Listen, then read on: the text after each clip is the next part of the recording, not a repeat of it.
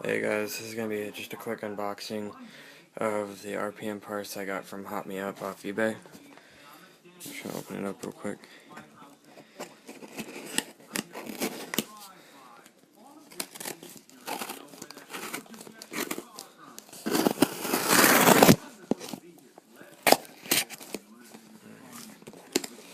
Let's see.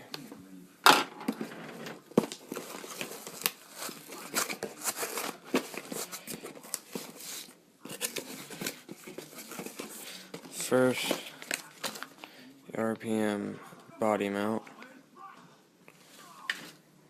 There's my slash, it's all taken apart. Another RPM body mount. The shock guards, got them in blue.